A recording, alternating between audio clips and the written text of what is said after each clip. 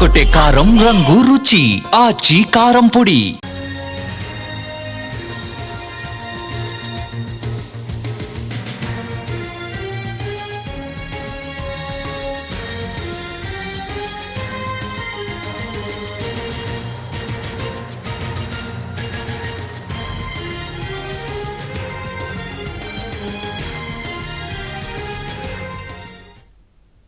Telangana rising global summit కు అంతా ready అయింది. మరికొన్ని గంటల్లోనే ఫ్యూచర్ సిటీలో గ్రాండ్ సమ్మిట్ జరగనుంది.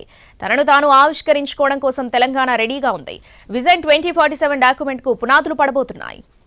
రాష్ట్రానికి ఓ విజన్ ఉండాలి. ఆ విజన్ కు ఓ డాక్యుమెంట్ రూపొందించి అందుకనుగుణంగా అభివృద్ధికి అడుగులు వేయాలి. సరిగ్గా తెలంగాణ సీఎం రేవంత్ రెడ్డి అదే పనిలో పడ్డారు. దేశానికి స్వాతంత్ర్యం వచ్చి 100 ఏళ్లు పూర్తయ్యే నాటికి తెలంగాణ ఎలా ఉండాలో ప్లాన్ సిద్ధం చేసింది ప్రభుత్వం. దాన్ని ఆవిష్కరించడానికి గ్లోబల్ సమ్మిట్ ఏర్పాటు చేసింది. ఇవాటి నుంచి 2 రోజుల పాటు జరిగే తెలంగాణ రైజింగ్ గ్లోబల్ సమ్మిట్కు అంతా సిద్ధమైంది. ఫ్యూచర్ సిటీలో గ్లోబల్ సమ్మిట్కి దేశ విదేశాల నుంచి ప్రతినిధులు వస్తుండటంతో భారీ భద్రతా ఏర్పాట్లు చేశారు పోలీసులు.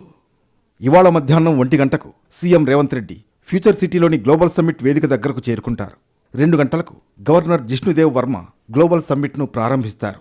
ఆ తర్వాత సీఎం రేవంత్ గ్లోబల్ సమ్మిట్ను ఉద్దేశించి మాట్లాడతారు. ఈ సందర్భంగా ఆయన ప్రభుత్వ పాలన, పెట్టుబడులకు అవకాశాలు, కంపెనీలకు ప్రభుత్వ సహకారం, విజన్ 2047 డాక్యుమెంట్ లక్ష్యాలు మరియు భారత్ ఫ్యూచర్ సిటీపై తన దృక్పథాన్ని ప్రపంచానికి తెలియజేయనున్నారు. 3 గంటల నుంచి గ్లోబల్ సమ్మిట్లో ఏర్పాటు చేసిన హాల్స్లో అంశాల వారీగా మేధావులు, ఆయా రంగాల్లో పారిశ్రామికవేత్తలు కలిసి తెలంగాణలో ఉన్న వనరులు, వసతులు, అభివృద్ధికి మార్గాలు అన్వేషించే ఆలోచనలు పంచుకుంటారు. అందుకనుగుణంగా విజన్ డాక్యుమెంట్ రూపకల్పన ఉంటుంది. నిన్నటిదాకా ఒక లెక్క, తెలంగాణ గ్లోబల్ సమ్మిట్ తర్వాత మరో లెక్క అని సీఎం రేవంత్ రెడ్డి చెబుతున్నారు. నేటి అవసరాలు తీర్చి పేదల సంక్షేమం కూర్చి ఇదే అద్భుతమని తాము సరిపెట్టలేదన్నారు. స్వతంత్ర భారత ప్రయాణం 100 ఏళ్ల మైలురాయికి చేరే సందర్భం 2047 నాటికి తెలంగాణ ఎలా ఉండాలి, ఎక్కడ ఉండాలో లోతైన వదనంతో మార్గదర్శక పత్రం సిద్ధం చేశామని ఎక్స్లో పోస్ట్ చేశారు. గత పాలకులు కలలో కూడా ఊహించని విజన్కు తాము ప్రాణం పోసినట్లు తెలిపారు. ప్రపంచ వేదికపై తెలంగాణ రైజింగ్ రీసౌండ్ చేసేలా ప్రణాళికలు సిద్ధం చేశామన్నారు. భారతదేశ గ్రోత్ ఇంజిన్గా తెలంగాణను మార్చడానికి సర్వం సిద్ధం చేశామన్నారు. భారత్ ఫ్యూచర్ సిటీ రేపటి తెలంగాణ ప్రగతికి వేగుచుక్క అని రేవంత్ రెడ్డి అభిప్రాయం వ్యక్తం చేశారు. ఇక మధ్యాహ్నం 3 గంటల నుంచి 4 గంటల వరకు ఒక్కో హాల్లో ఒక్కో అంశంపై చర్చిస్తారు. తెలంగాణ భవిష్యత్తు, గ్రీన్ ఎనర్జీ, ఎలక్ట్రానిక్ వాహనాల వినియోగం, సెమీ కండక్టర్స్, ఎడ్యుకేషన్ హబ్గా హైదరాబాద్ మారడం ఎలా అనే అంశాలపై చర్చ ఉంటుంది.